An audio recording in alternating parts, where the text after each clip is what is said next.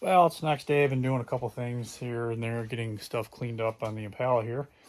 I want to address really quick throttle body. Been getting a lot of questions on my idler air control video. I mentioned it earlier, but the idle air control now is pulled out.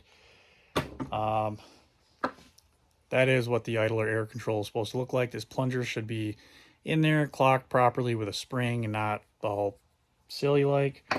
And let me show you what the inside of the bore is supposed to look like. That's the bore, and that should be nice and clear, free of debris, free of carbon, no gunk. I actually removed my seal that was on the back here, and you can see I missed a spot when I did it originally.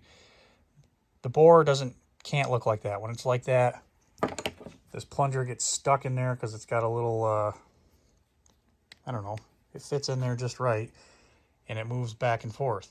Well, when it's all carboned up, that's not gonna do anything. It's gonna move and it's gonna get stuck, and you go to replace that, you're gonna do like what I did, and you're gonna ruin your new one. So make sure everything is cleaned out on your intake here, your throttle body.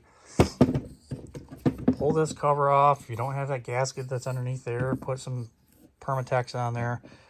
Pull this coolant thing off, clean everything out, soak it down. Go watch that idler air control video again, but make sure that bore is cleaned out, because if not, you're going to continue to have running issues, and I guarantee that it's because that is stuck. So I may or may not have mentioned it, but that gets clogged up because that is the vacuum port that goes to the top of the valve cover, and that little check valve sucks in oil, sucks in all sorts of BS, hence why I put an oil catch can on.